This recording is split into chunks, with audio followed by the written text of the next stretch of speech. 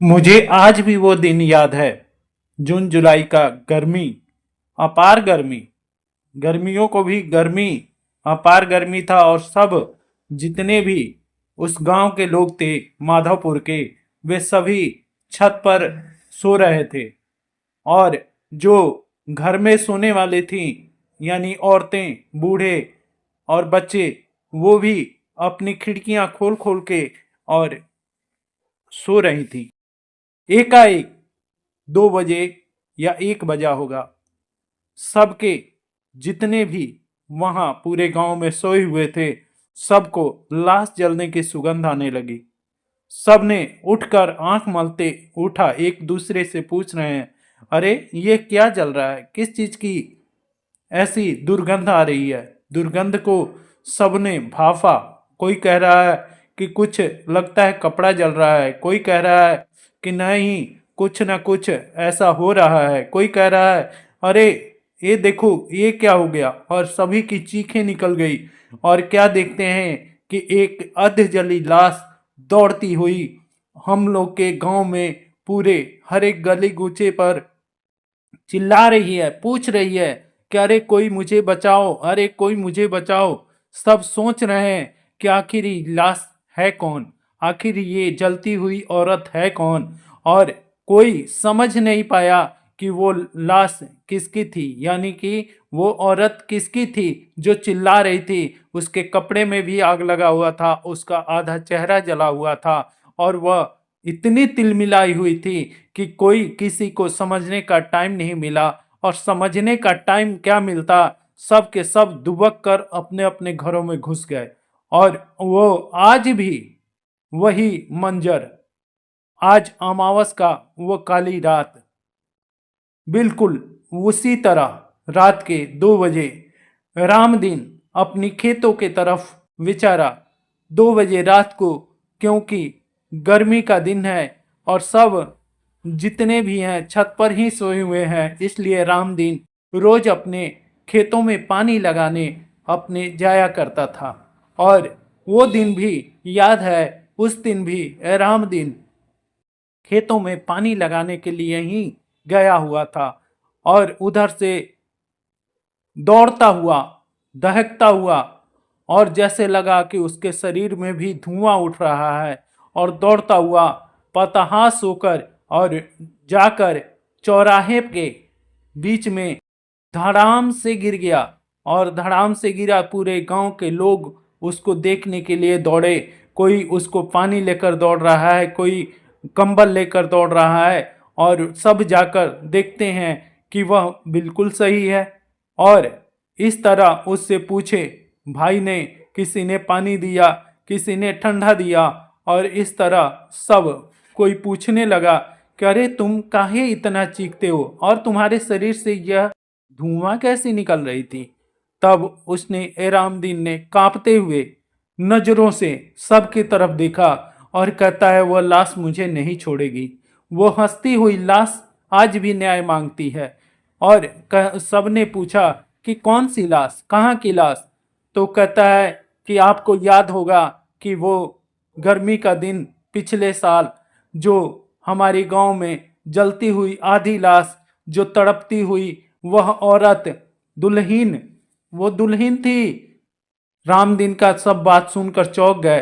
तुमने कैसे जाना कि वह दुल्हन थी।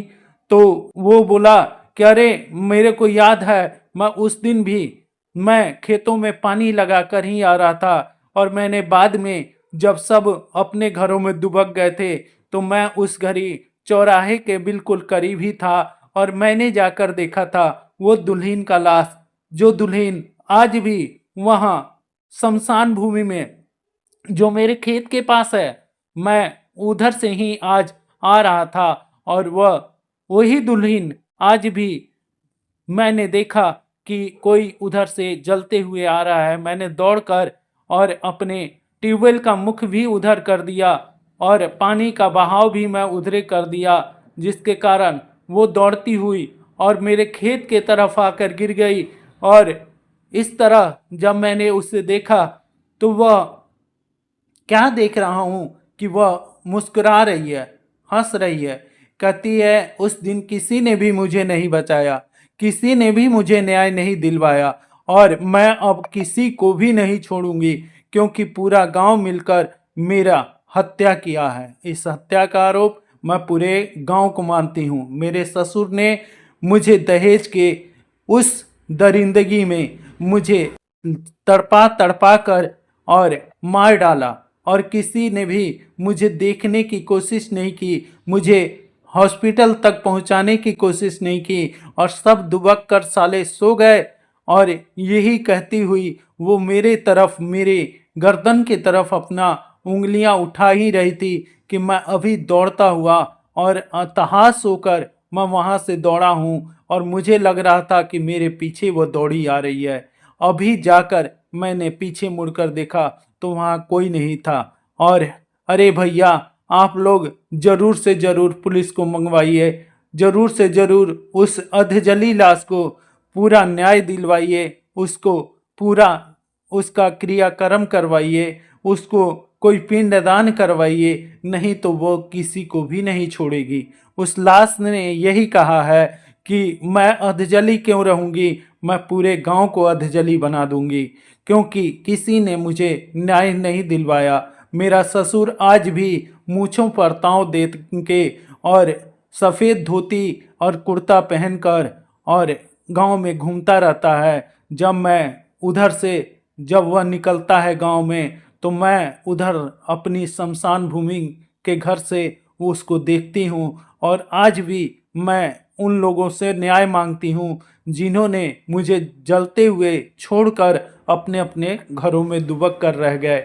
आज भी मैं यही कहना चाहता हूँ कि मेरे भाइयों, उस दहेज की जलती हुई उस अबला स्त्री को, जो एक दुल्हन के रूप में किसी के घर में जाती है और सब उसे जलाकर मार देते हैं, और बाद में होता क्या है, पैसा पैसा पैसा, और सब पैसा ही पैसा करते हुए उस रोज न्याय प्रिय लड़की का कोई भी न्याय नहीं होता। ना उसके मैके वाले न्याय दिलवाते हैं, ना उसके ससुराल वाले ये कहकर उस कोई भी फाइल को दबा देते हैं कि चलो मरने वाली तो मर गई, आप लोग हम पर केस करके क्या करेंगे, आप इतना लाख हमसे पैसा ले लो और वो जो मर गई वो तो फिर वापस नहीं आएगी। इस तरह कोई भी हमारी माँ बहन को न्याय नहीं मिलता और वह अधजली लाश बन के रह जाती है। क्या आप लोग इस बात से सहमत हैं? तो ज़रूर मेरे इस वीडियो पर आप लोग सब न्याय दीजिए अपनी जलती हुई लड़की को, अपनी जलती हुई बहू को।